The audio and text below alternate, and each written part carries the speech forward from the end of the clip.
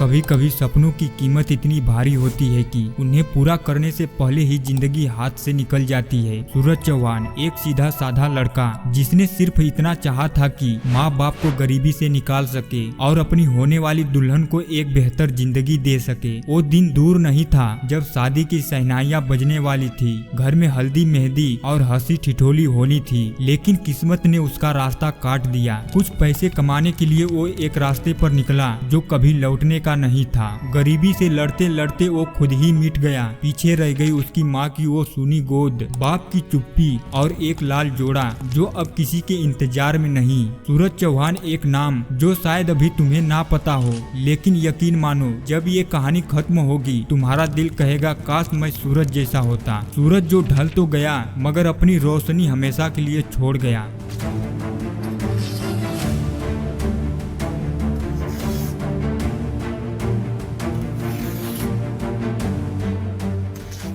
सत्रह मई 2021 को चक्रवाती तूफान ताउते में फंसकर मुंबई के समुद्र में टग बोट वरप्रदा डूब गई थी। इसका मलबा अब समुद्र तट से 35 किलोमीटर दूर बरामद हुआ है। इस हादसे का एक वीडियो सामने आया है जिसे उसी बोट पर मौजूद किसी व्यक्ति ने अपने मोबाइल से रिकॉर्ड किया था। वीडियो में देखा जा सकता है कि टग बोट किस तरह लहरों में फंसी हुई थी। पानी हर दिशा से अंदर घुसने की कोशिश कर रहा था। मदद की कोई उम्मीद नजर नहीं आ रही थी और ये लोग इतना तो समझ चुके होते हैं कि अब बचना नामुमकिन है, लेकिन फिर भी ऐसे हालातों में सूरज चौहान मुस्कुराता रहा। यह दृश्य हर किसी का दिल दहला दिया था। सूरज चौहान एक 22 साल का लड़का है जिसकी शादी तय हो चुकी थी। वह कुछ पैसे कमाने के लिए घर से निकला था। सूरज चौहान जब घर से आया था तो वह एक तेल टैंकर शिप पर काम कर रहा था, लेकिन 10 मई 2021 को उसे टग बोट वरप्रदा पर शिफ्ट कर दिया गया और सूरज वहां पर अपनी ड्यूटी करने लगा। वरप्रदा पर मात्र एक सप्ताह ही सूरज को हुआ था। फिर आता है वह दिन। तारीख थी 16 मई 2021। शाम लगभग 4:40 पर समुद्र में चक्रवाती ताउते तूफान की एंट्री होती है जिसकी लहरें 10 मीटर ऊंची उठ रही थी और हवाएं 100 किलोमीटर प्रति घंटे से चल रही थी। यह तूफान इतना खतरनाक रहता है कि टग बोट वरप्रदा पर लगे लकड़ी की पटरी को तोड़ देता है और बोट को काफी नुकसान पहुंचाता है। इस बोट पर सवार थे 13 लोग और यह घटना का वीडियो बना रहे थे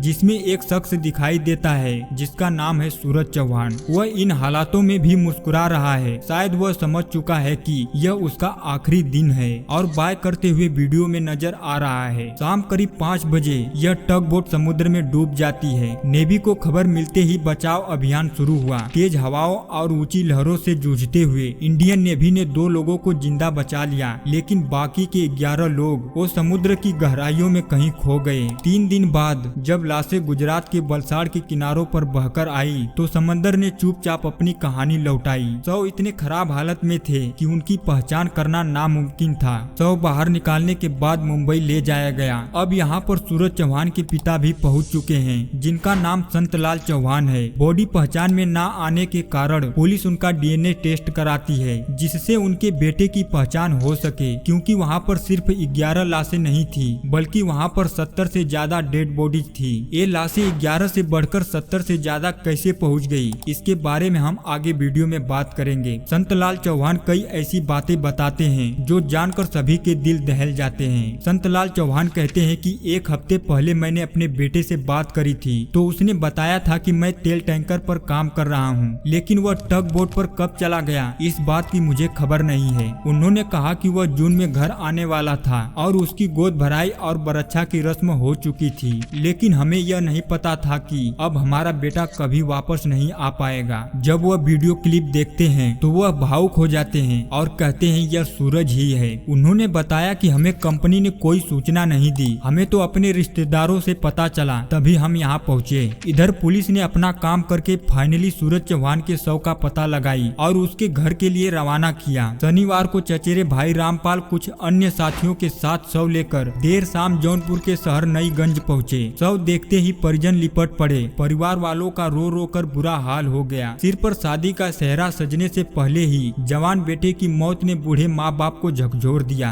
17 मई 2021 को अरब सागर में चक्रवात ताउते ने ऐसी तबाही मचाई कि समुद्र में कई जहाजों और बारजों की कहानी हमेशा के लिए बदल गई। यह कोई एक घटना नहीं थी, बल्कि 4-5 हादसों का एक ऐसा सिलसिला था जिसने सैकड़ों लोगों की जिंदगी को खतरे में डाल दिया। इनमें से 2 हादसे इतने भयावह थे कि उनकी गूंज आज भी सुनाई देती है। पहला हादसा टग बोट वरप्रदा का, जो मैंने अभी अभी आपको बताया, और दूसरा सबसे ज्यादा दिल दहला देने वाला बार्ज P305 का है। अब हम बार्ज P305 की उस खौफनाक कहानी को आपके सामने पेश करेंगे, जो न सिर्फ आपको झकझोर देगी बल्कि आपको यह एहसास दिलाएगी कि समुद्र में जॉब करना कितना खतरनाक होता है। 17 मई 2021 को अरब सागर में चक्रवात ताउते ने दस्तक दी। 100 किलोमीटर प्रति घंटे की रफ्तार से चलने वाली हवाओं और 8 से 10 मीटर ऊंची लहरों ने समुद्र को एक राक्षस में बदल दिया। इस तूफान ने मुंबई के तट से करीब 65 किलोमीटर दूर बॉम्बे हाई के हीरा ऑयल फील्ड में मौजूद बार्ज P305 को अपनी चपेट में ले लिया। यह बार्ज, जिसे डरमस्ट इंटरप्राइज कंपनी संचालित करती थी और एफकॉन्स इसके लिए काम करती थी, ONGC के तेल खनन प्लेटफार्म के रख रखाव में लगे 261 कर्मचारियों का अस्थायी घर था। अभी भी आप यह सोच रहे हैं कि बार्ज P305 क्या था, तो सुनिए। बार्ज P305 कोई सामान्य जहाज नहीं था। यह एक रिहायशी बार्ज था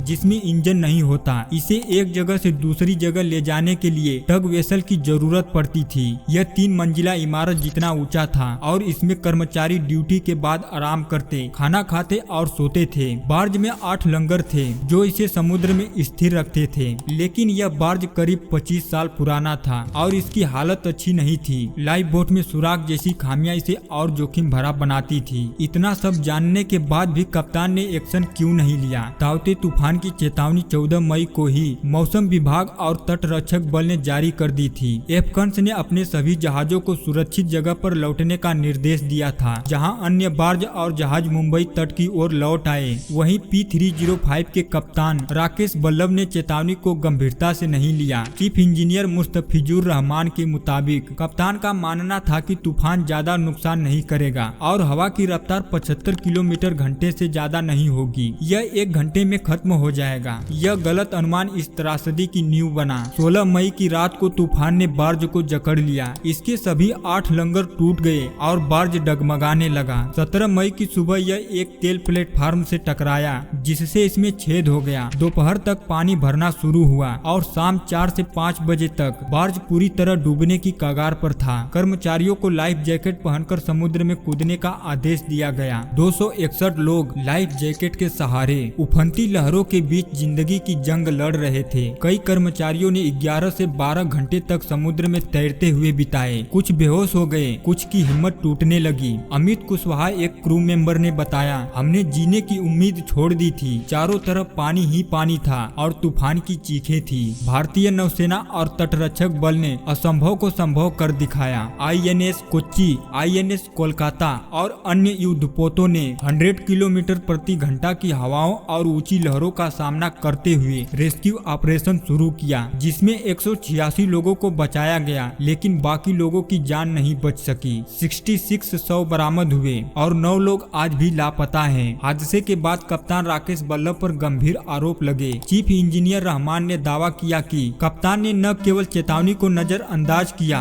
बल्कि कुछ लोगों का कहना था कि वह मुश्किल वक्त में बार्ज छोड़कर भाग गया। मुंबई पुलिस ने चीफ इंजीनियर की शिकायत पर राकेश बल्लभ और अन्य के खिलाफ भारतीय दंड संहिता की धारा 304, 338 और 34 के तहत FIR दर्ज की। पुलिस का कहना है कि राकेश ने चेतावनी को नजरअंदाज कर सैकड़ों लोगों की जान जोखिम में डाली। कुछ कर्मचारियों और परिजनों ने सवाल उठाया कि जब अन्य बार्ज और जहाज सुरक्षित बंदरगाह की ओर लौट गए तो P305 को क्यों नहीं हटाया गया। हालांकि कुछ विशेषज्ञों का कहना है कि कप्तान की भूमिका सीमित थी। बार्ज के पूर्व सदस्य विजय वाढेरा ने नव भारत टाइम्स को बताया, कप्तान के पास स्पीड बोट नहीं थी और वह बार्ज या टग वेसल लेकर भाग नहीं सकता था। बार्ज के 8 लंगर जो इसे स्थिर रखते थे तूफान में टूट गए। इन लंगरों को उठाने में कई दिन लगते हैं और तूफान की तेजी ने शायद कप्तान को समय नहीं दिया। इस हादसे ने कई सवाल खड़े किए। क्या यह सिर्फ कप्तान की लापरवाही थी या एफकॉन्स और ओएनजीसी की तैयारियों में कमी थी?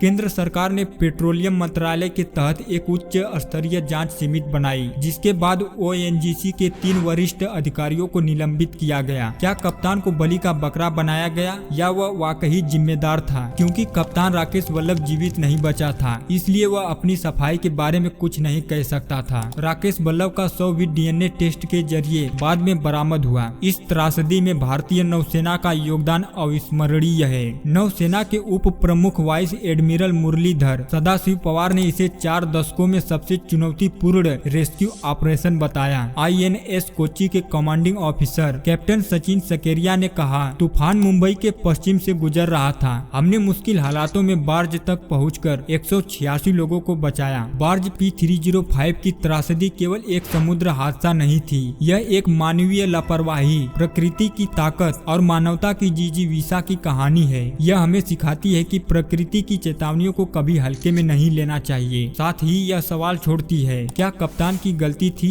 या कंपनी की लापरवाही? आज जब हम इस हादसे को याद करते हैं तो भारतीय नौसेना के साहस को सलाम करते हैं और उन मृतक के परिवारों के दर्द को महसूस करते हैं जिन्होंने अपने प्रियजनों को खो दिया। यह कहानी हमें बताती है कि समुद्र जितना खूबसूरत है उतना ही खतरनाक भी है। वीडियो के अंत में आपसे एक रिक्वेस्ट करना चाहूँगा, अपने दोस्तों में वीडियो जरूर शेयर करें और चैनल को सब्सक्राइब करना ना भूलें।